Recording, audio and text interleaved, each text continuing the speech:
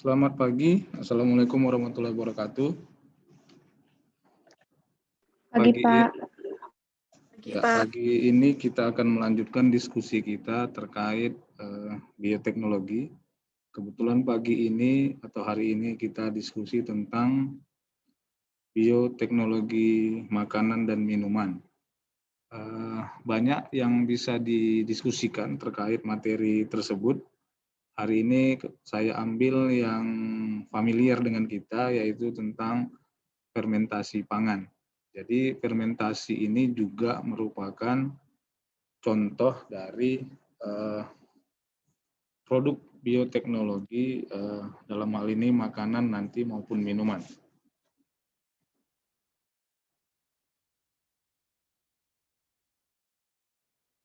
Oke, tujuan dari pembelajaran ini tentu saja kalian mampu memberikan contoh terkait bioteknologi makanan maupun minuman. Dalam hal ini produk fermentasi. Jadi istilah fermentasi itu sendiri kalau dirunut merupakan berasal dari bahasa Latin yaitu fervere untuk aktivitas khamir pada jus buah-buahan atau biji-bijian atau istilah biji-bijian serealia yang berkecambah. Itu istilah fermentasi. Sehingga nanti fermentasi bisa diartikan suatu proses perubahan kimia pada suatu substrat organik melalui aktivitas enzimatis. Dalam hal ini dibantu sebagian besar produk itu dibantu oleh aktivitas enzimatis yang dihasilkan oleh mikroorganisme. Jadi mikroorganisme ini bisa dalam jenis bakteri maupun dalam bentuk fungi. Nanti ada kapang, ada khamir yang merupakan bagian dari fungi. Karena prinsip awal bioteknologi itu, kalau kita masih ingat diskusi awal adalah substrat organik bioteknologi.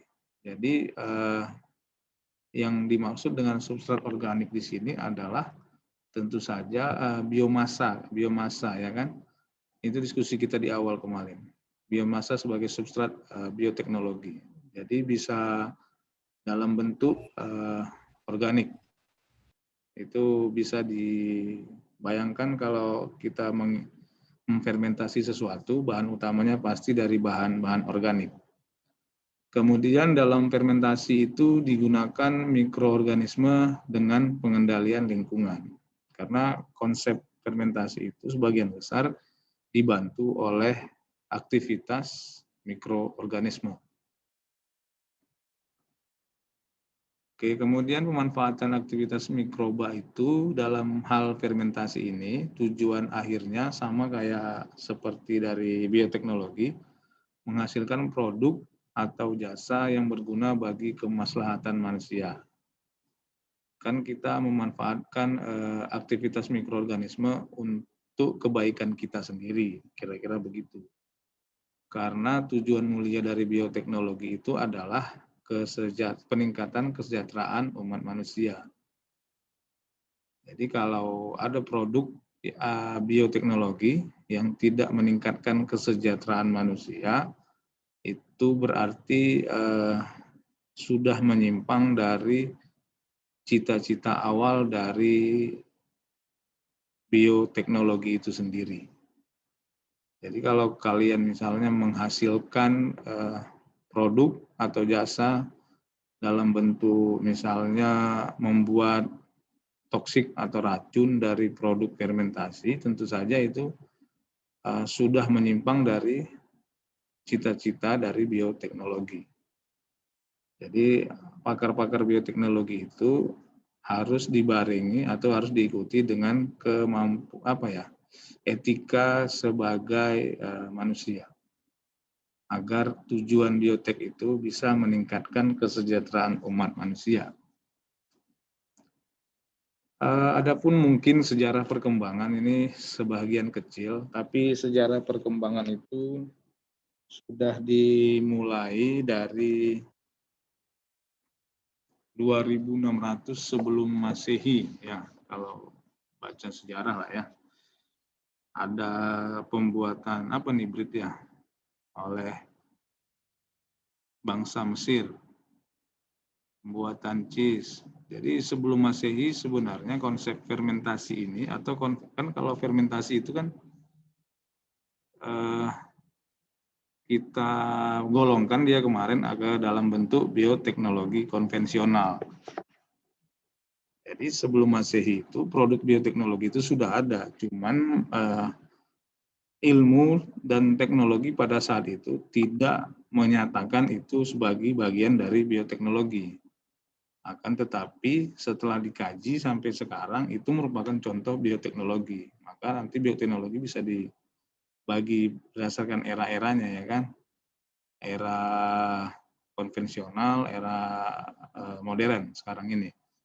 Jadi fermentasi ini sudah ada sejak sebelum Masehi.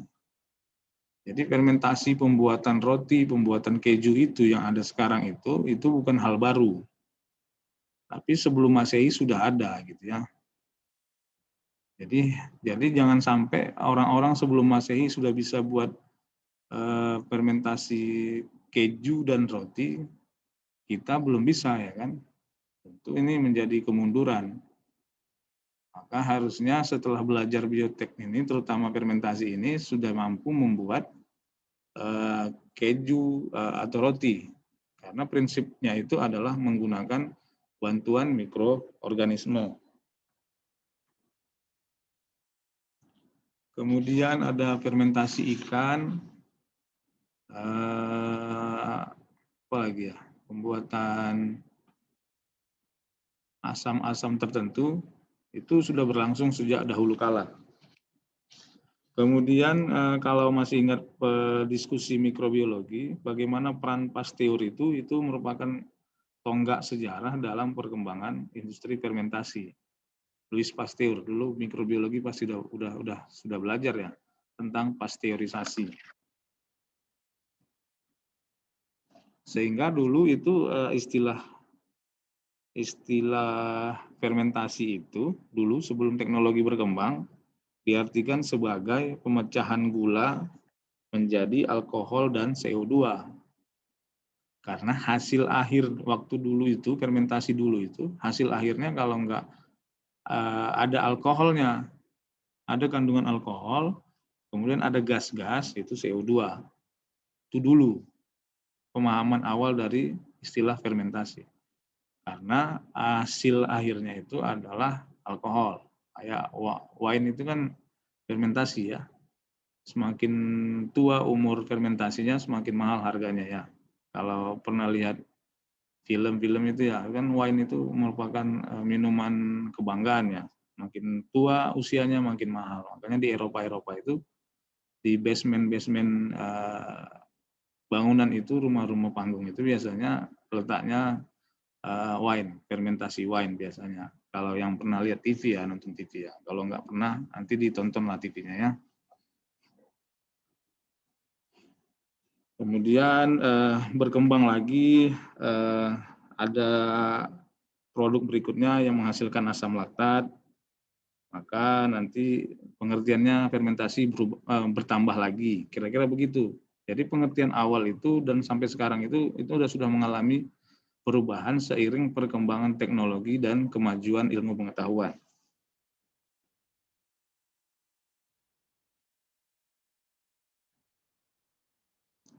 Oke, ini kira-kira pengertian setelah proses itu.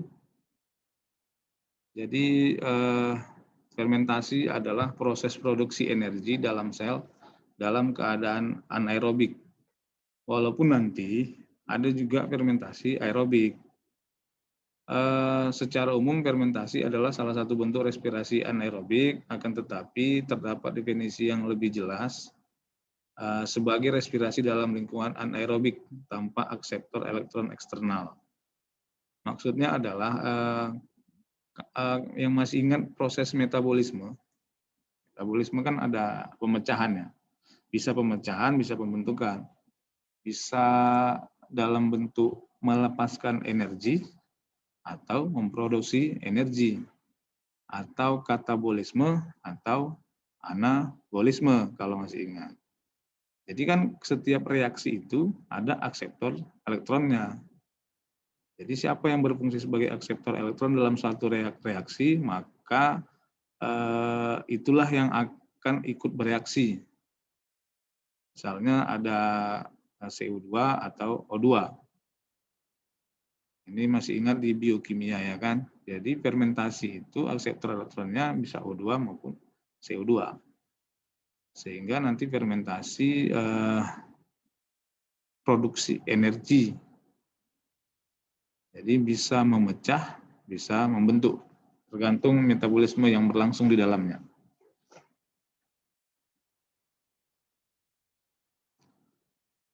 Ini contoh produk yang dihasilkan dari aktivitas mikroba.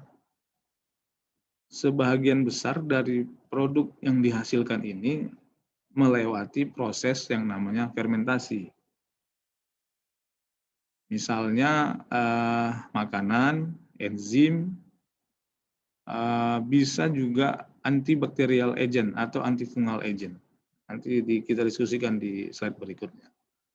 Jadi produk yang dihasilkan mikroba itu banyak. Beberapa contohnya seperti yang tertera di sini. Oke, baik. Berikutnya. Ini perkembangan sebenarnya. Ini perkembangan berikutnya dari produk yang dihasilkan tadi.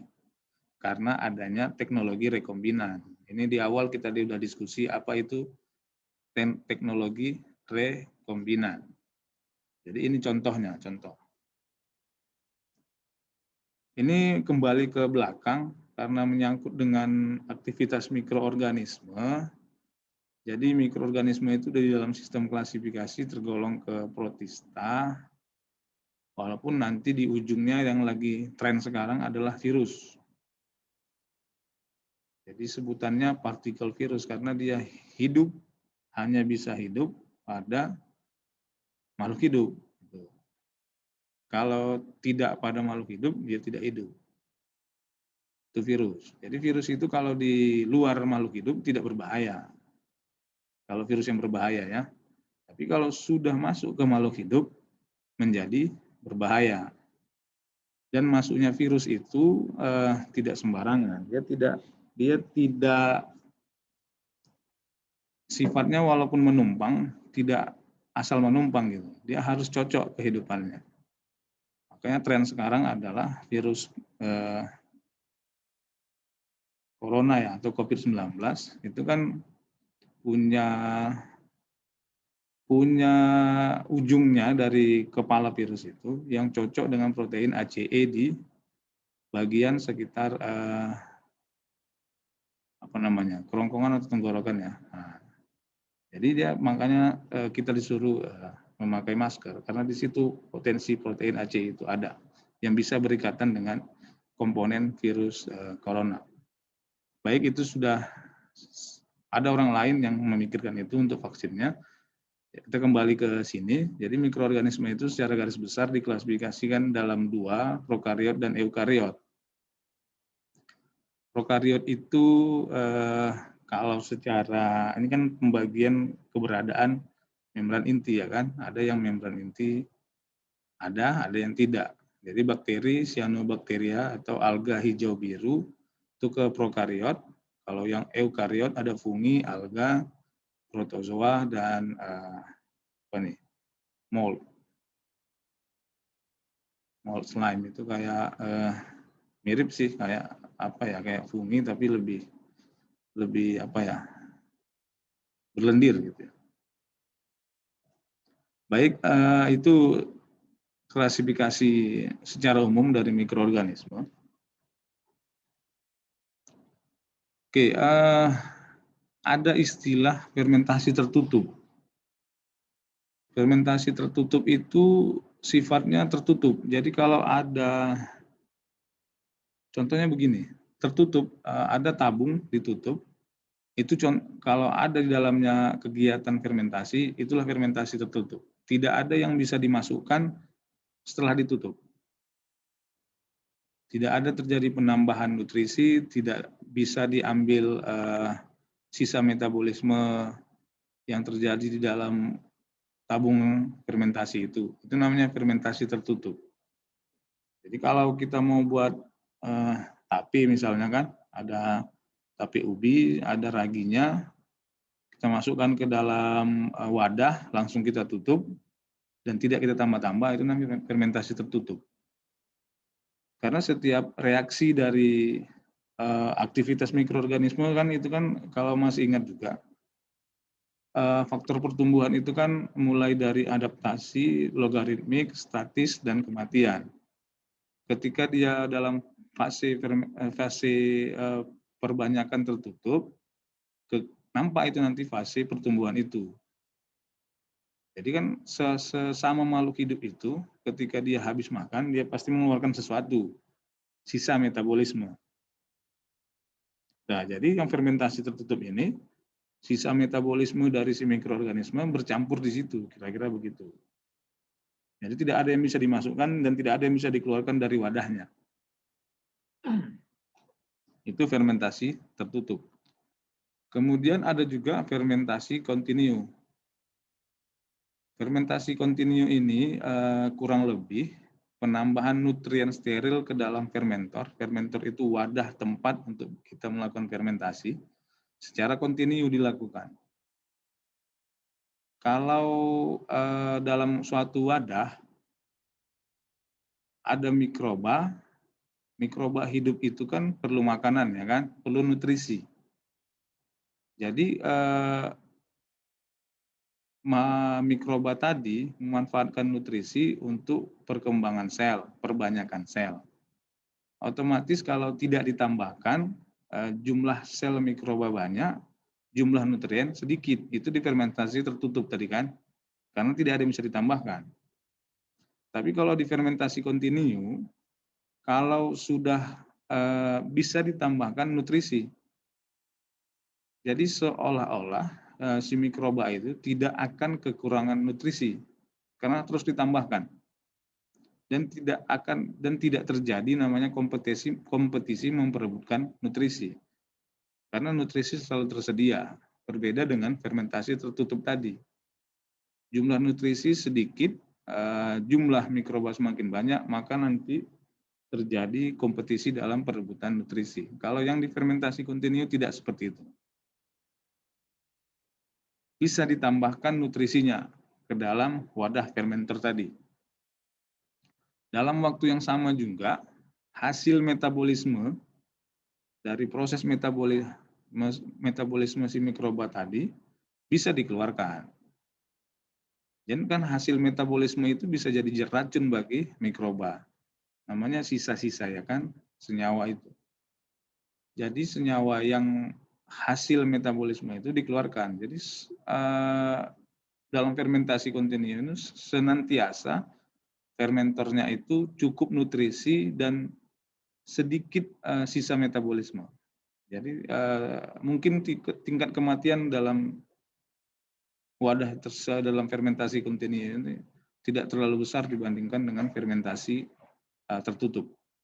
Karena makanan dimasukkan, sisa metabolisme dikeluarkan.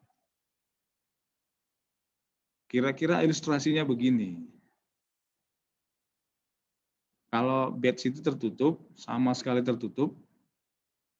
Kalau feed batch itu semi tertutup, masih bisa dimasukkan nutrisi, tapi tidak dikeluarkan hasil sisa metabolisme seperti di fermentasi kontinu. Itu ilustrasinya.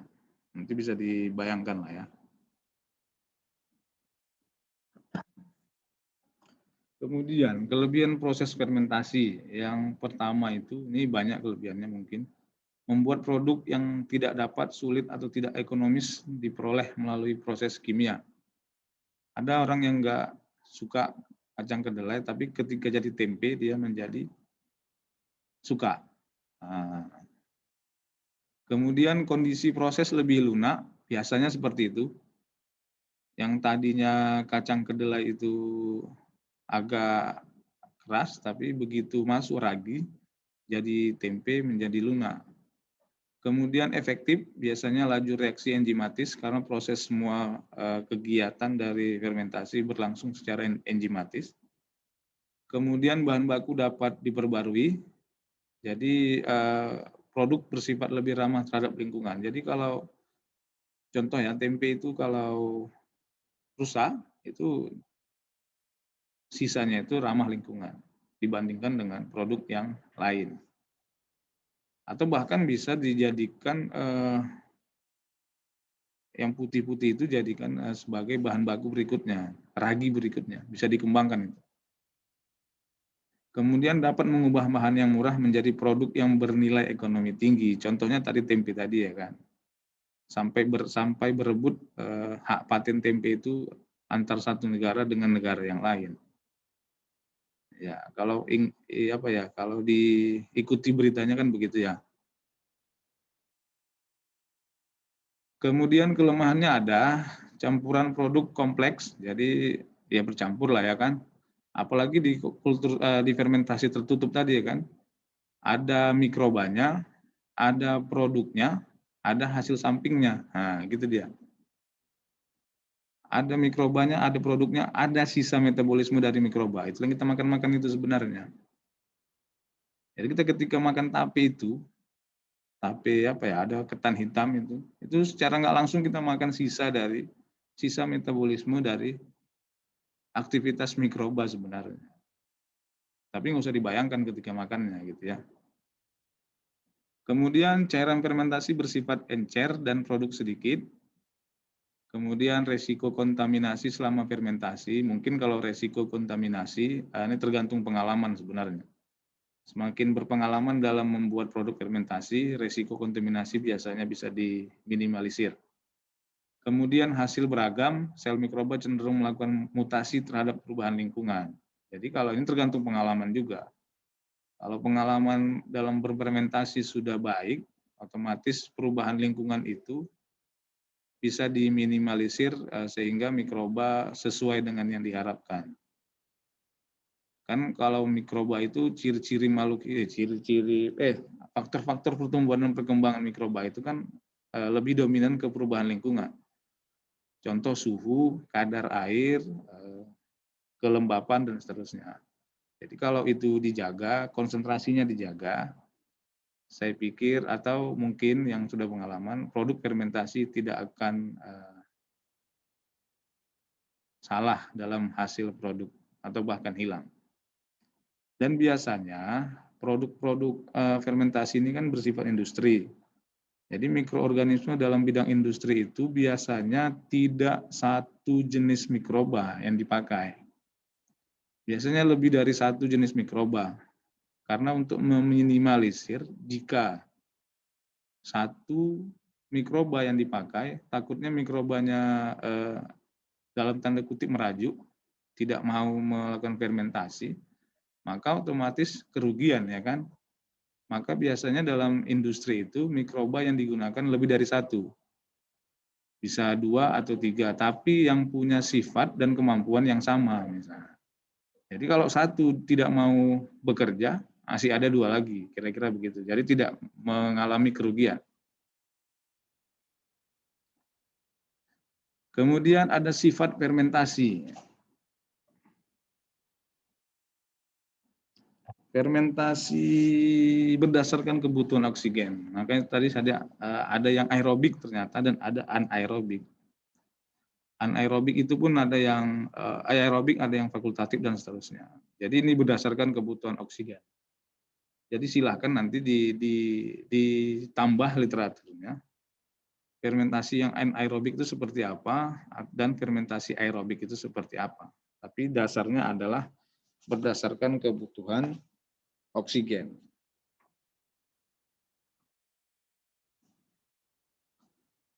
Nah, ini penjelasannya. Fermentasi aerobik itu yang pada prosesnya memerlukan oksigen, contohnya fermentasi asam cuka, energi yang dihasilkan 5 kali lebih besar dari energi yang dihasilkan oleh fermentasi alkohol secara anaerob. Jadi salah satu perbedaan antara fermentasi aerob selain dia memerlukan oksigen dan tidak memerlukan oksigen adalah jumlah energi yang dihasilkan. Jadi kalau kita bernapas dengan oksigen itu ternyata jumlah oksigennya lebih energinya lebih besar dibandingkan makhluk hidup yang tidak bernapas dengan oksigen. Jadi ternyata ada makhluk hidup yang tidak menggunakan oksigen.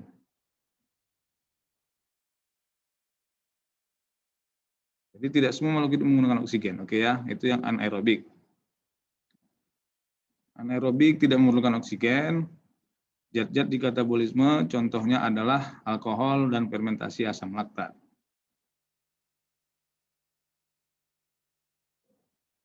Oke, kemudian pangan dapat difermentasikan dalam 3 metode berdasarkan sumber mikroorganisme yang diinginkan.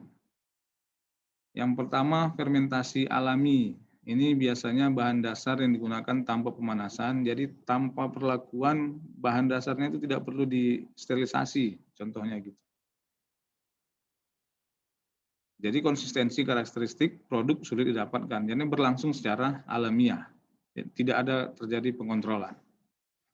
Kemudian ada fermentasi condong balik. Ini menggunakan beberapa produk hasil fermentasi, juga konsistensi juga sulit didapat. Hampir sama dengan alami, tapi ini gabungan dari produk-produk hasil fermentasi. Ini yang fermentasi terkontrol. Jadi bahan dasar sudah disterilisasi, jadi kalau kita pakai kedelai dalam membuat tempe, tempenya biasanya direbus, direndam, direbus, nah itu kan udah perlakuan ya. Kemudian biarkan murni atau campuran, kemudian hasil akhirnya itu produknya dapat dipertahankan dalam bentuk tempe misalnya. Dan ini yang berguna, yang cocok untuk dunia industri. Kemudian fermentasi berdasarkan bahan dasar pangan. Ini konsepnya adalah biomasa sebagai substrat bioteknologi. Nah, ini pertemuan ke berapa tuh? Kelima atau keenam ya. Ada susu, daging, minuman, dan legum.